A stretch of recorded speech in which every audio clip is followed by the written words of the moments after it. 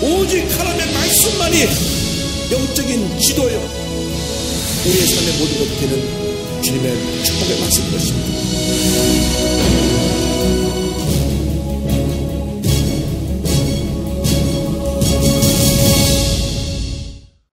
히브리서 11장 전체가 믿음장인데 1절로 4절의 말씀을 본문으로 해서 믿음의 역사란 제목으로 이번 주일, 다음 주일 믿음에 대해서 말씀드립니다. 왜냐하면 이 믿음이 우리 일생을 이끌고 가기 때문에, 그래서 믿음이 가장 우리 신앙생활에 중요하기 때문에 오늘 여러분에게 믿음에 대해서 말씀을 드리는 것입니다. 우리가 예수를 믿고 난 다음 한평생 살아가는 동안 가장 중요한 것은 믿음의 사람으로 사는 것입니다. 그래서 제가 그 믿음의 모습을 절대 긍정, 절대 감사라고 표현했습니다. 한번 따라하세요. 절대 긍정, 절대 감사의 믿음. 믿음 있는 사람만이 하나님의 위대한 역사를 이룰 수가 있습니다. 절대 긍정의 믿음을 가진 사람만이 하나님의 큰 일을 감당할 수 있게 되는 것입니다. 무슨 일을 만나도 절대 감사할 수 있는 사람이 하나님께 영광을 돌리게 되고 모든 일이 합력하여 선을 이루게 되는 놀라운 기적을 체험하게 되는 것입니다. 성경을 보면 하나님께서는 단 한 번도 믿음이 없는 사람과 함께 일하신 적이 없습니다. 단 한 번도 원망과 불평을 이사하는 사람하고 일하신 적이 없습니다. 단 한 번도 부정적인 사람, 늘 비판적인 사람, 늘 문제만 일으키는 사람하고 일하신 적이 없습니다. 하나님께서는 가진 것이 없어도, 배운 것이 없어도, 좀 부족해도 하나님 기뻐하는 믿음을 가진 사람과 함께 일하셨다는 사실을 잊지 말게 되기를 바랍니다. 그래서 우린 기도해야 됩니다. 주님, 내가 큰 믿음의 사람이 되게 하여 주옵소서. 믿음의 부자가 되게 하여 주옵소서. 늘 우리는 기도해야 됩니다. 이 믿음이 뭐냐? 첫째로, 따라서 믿음은 거룩한 꿈을 꾸는 것이다. 히브리서 11장 1절 2절은 말씀합니다. 믿음은 바라는 것들의 실상이요 보이지 않는 것들의 증거니 선진들이 이로써 증거를 얻었느니라. 믿음은 꿈꾸고 바라는 것이 이루어질 것처럼 믿는 것. 실상이란 말은 헬라어로 피포스타시스라고 하는데, 그 헬라어가 뭔지 알아들 필요는 없어요. 그 의미는 뭐냐? 실체, 집문서 같은 거예요. 내가 그 집에 살고 있어도 집문서가 내 이름으로 안 했으면 내 집 아니잖아요. 옛날에 자기 집 앞에 문패를 붙였어요. 김아목에, 박아목에. 요즘 문패 붙이는 집이 거의 없죠. 그러니까 믿음이 뭐냐? 집문서 같은 거, 은행 통장 같은 거. 은행 통장에 1,000만 원이라고 찍혀 있으면 1,000만 원 있는 거예요. 은행 가서 내 1,000만 원 보여주세요 할 필요가 없어요. 왜? 그렇게 찍혀 있으니까. 그러니까 믿음은 뭐냐? 앞으로 되어질 일들이 이미 그렇게 되어진 것을 확실하게 믿는 것. 집문서를 갖고 있는 것처럼, 은행 통장 갖고 있는 것처럼 확실히 믿는 것이, 그것이 믿음이다. 아직 된 건 아무것도 없는데 내가 꿈꾸고 바란 것이 이미 이루어진 것처럼 믿고 그렇게 행동하고 그렇게 사는 것이 바로 믿음입니다. 눈에는 보이는 것도 없고 귀는 것 들리는 것도 없고 손에는 잡히는 것도 없어도 이 믿음 하나만 가지면 우린 기적을 만들어냅니다. 주님 안에서 꾼 거룩한 꿈은 반드시 이루어집니다. 그래서 여러분들이 올해 거룩한 꿈을 꿔야 돼요. 그냥 또 한 해 보내지 말고 여러분이 수첩을 꺼내서 여러분의 꿈을 적어 나가시기 바랍니다. 제가 존경하는 유태영 박사님, 1936년생이시니까 지금 82세시죠. 83세 되셨군요. 전북 임실 농촌 시골 마을에서 머슴의 아들로 태어났어요. 지리도 가난하고 가난한 농촌 마을에 머슴의 아들로 태어나서 먹을 것이 없이 늘 굶어야 되는 그런 시절을 지납니다.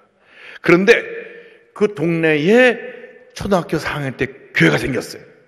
교회를 갔는데 주일학교 선생님들이 말하기를 주일학교 선생님의 역할이 그렇게 중요해요.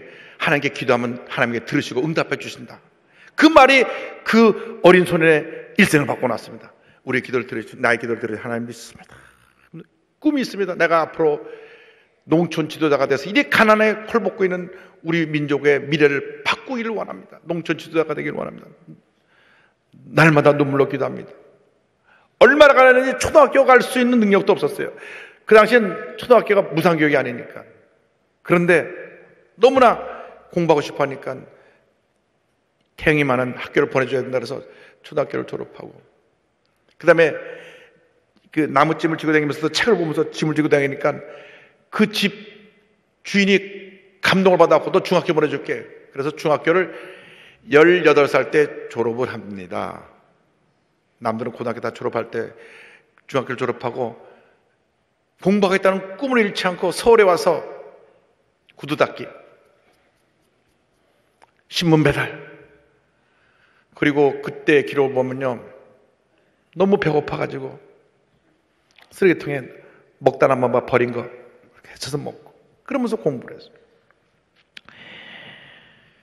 그래서 겨우겨우 고등학교를 졸업하고 남들이 4년 만에 졸업하는 대학을 7년을 다니고 학비가 없으니까 벌어야 되니까.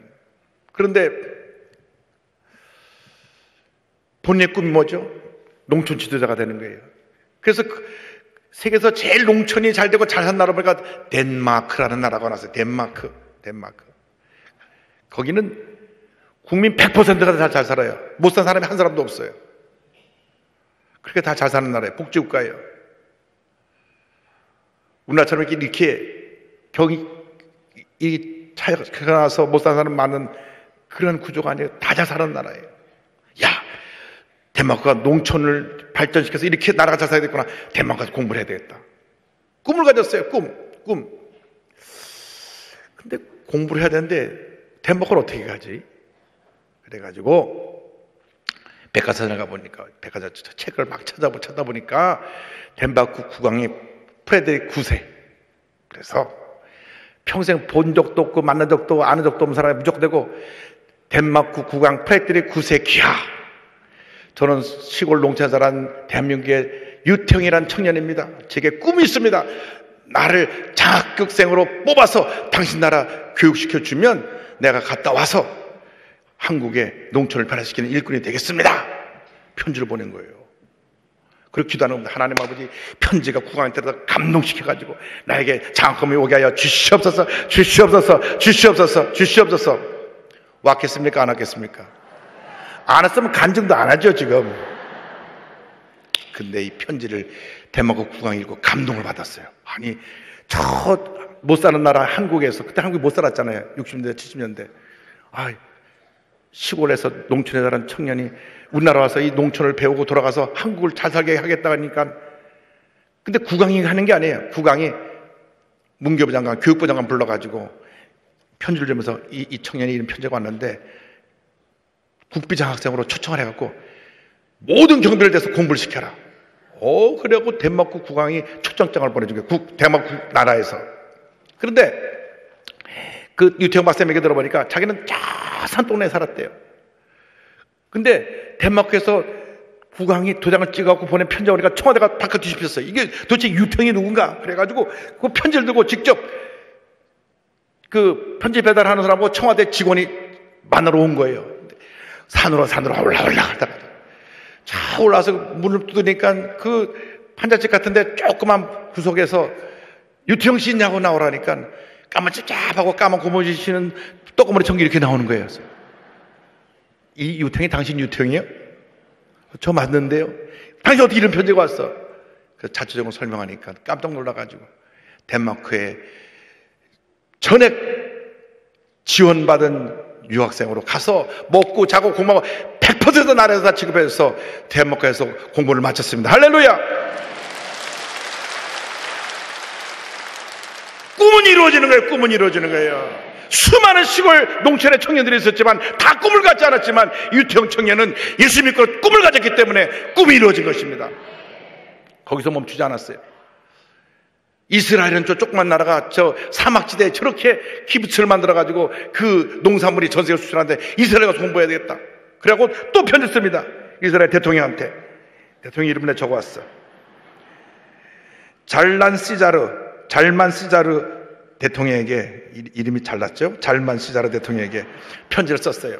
편지를 써가지고, 나는 한국에서 농촌에 사는 유태형입니다. 이렇게 돼서 여차차해서 덴마크에서 공부를 마치는데 이제 한 단계 더 위의 공부를 당신 나라 가서 좀 해야 되겠소. 그러니 나에게 장학금을 주고 초청해 주시기 바랍니다. 됐겠습니까? 안 되겠습니까? 됐으니까 또 간증하라죠. 제가 다 찾아고 적어왔다니까. 할렐루야! 그래가지고 비행기표 값, 그 다음에 이스라엘에서 먹고 자는 값, 아파트 값, 학비, 전액장학금. 할렐루야!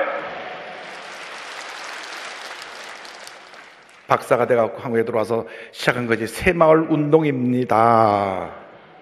건국대학교 부총장으로 계시다가 은퇴하시고 지금 농촌 청소년 미래 대표 이사장, 재단의 이사장으로, 지금도 농촌 청소년을 위한 그 재단의 이사장으로 헌신하고 계십니다. 저건 오랫동안 가깝게 지내면서 저를 늘 뒤에서 격려해주고 사랑해주는 우리 장로님이신데, 소망교회 장로님이세요.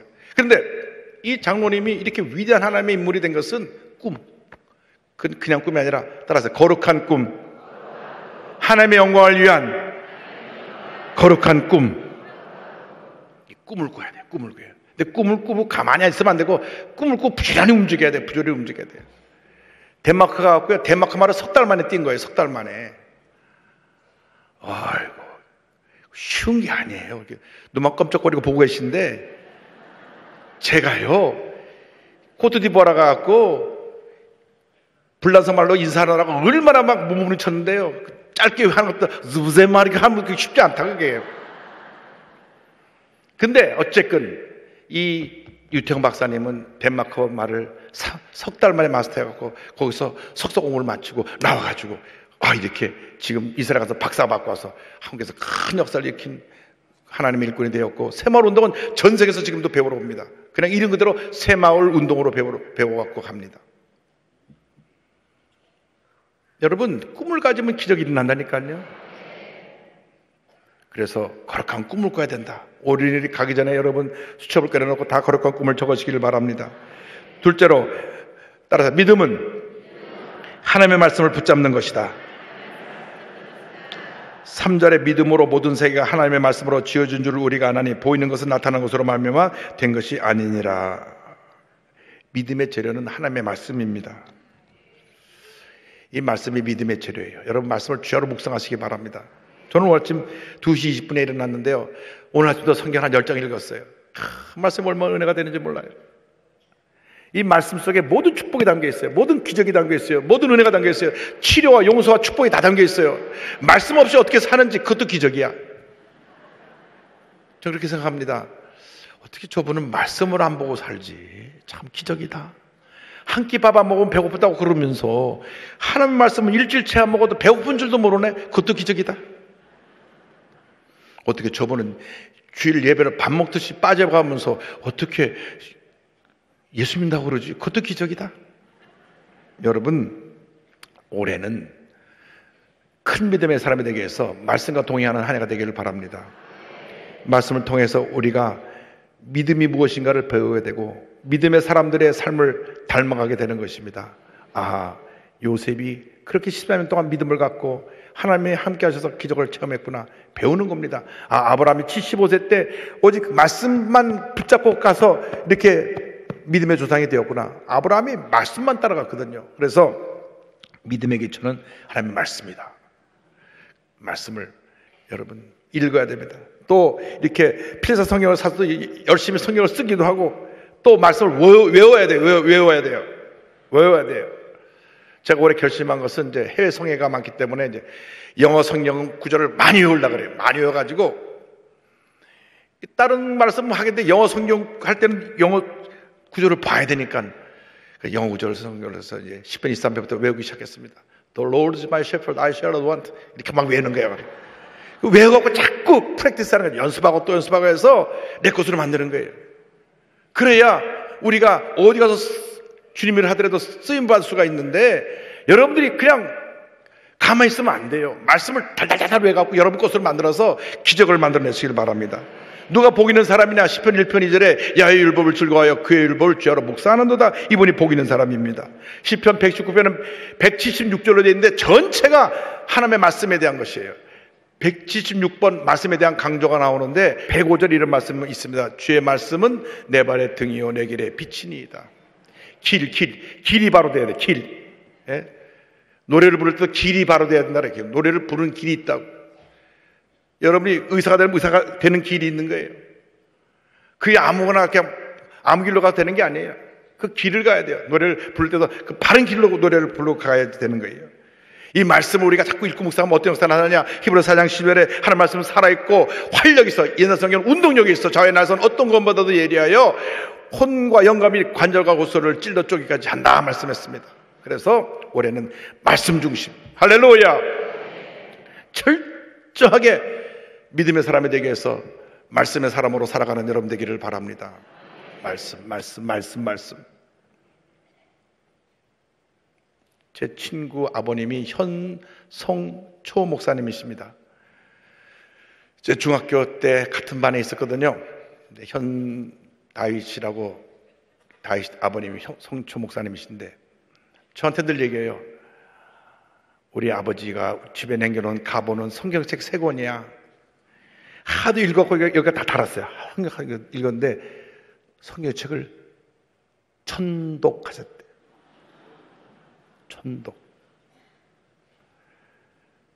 백독도 아니고 천독. 그래서 내가 궁금했어요. 아니 수학적으로 계산하면 천독을 읽으려면 도대체 1년에 365번인데 하루에 한 번씩 읽어도 1년에 365번인데 어떻게 우리가 하루에 한 번을 이걸 어떻게 무슨 재간으로 하루에 한 번 읽어요? 우리 속도로 하루에 3장 4장 읽어서 1년에 한 번 읽거든요. 그래서 물어봤어요. 아니 다이사 어떻게 네 아버지가 1000번 읽었니? 그랬더니 감옥에 6개월 동안 계신 동안에 가장 성경을 보셨다. 하루 종일 성경을 보면 성경을 며칠 만에 볼까요?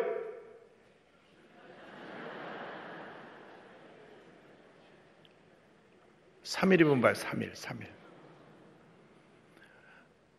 의심되는 분은 지금부터 읽어보시기 바랍니다.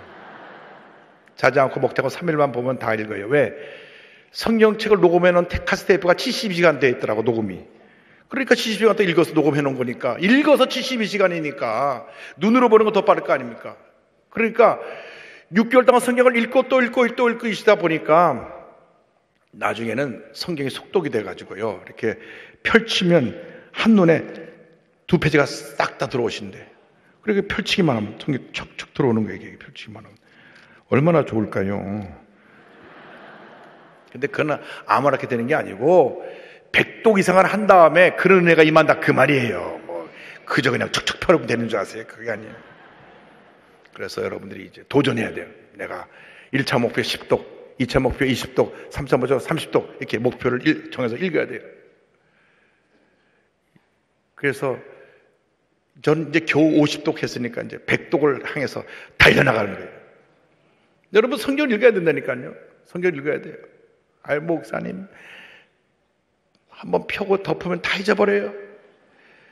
그래서 저는 나이가 들어서 못 읽겠죠요 하는 분이 있어요. 괜찮아요. 읽고 다 잊어버려도 괜찮아요. 물은 빠져도 콩나물은 자라니까 읽고 또 읽고 또 읽고 또 읽고 또 읽고 또 읽고 하면 그것이 내게 피가 되고 살이 되고 내게 능력이 되는 것입니다. 셋째, 중요한 겁니다. 따라서 믿음은 예수님의 보혈의 능력을 의지하는 것이다. 4절입니다. 믿음으로 아벨은 가인보다 더 나은 제사를 하나님께 드림으로 의로운 자를 하시는 증거를 얻었으니 하나님의 그 예물에 대하여 증하심이라. 그가 죽었으나 그 믿음으로써 지금도 말하느니라. 따라서 아벨의 제사는 피의 제사였습니다. 여러 번 설명드렸죠. 피의 제사가 언제 시작됐죠? 아담과 하와가 죄 짓고 나서 그 수치를 가리기 위해서 짐승을 잡아 죽이실 때 피를 흘리면서 피의 제사가 시작된 겁니다. 구약 4,000년은 피의 제사입니다.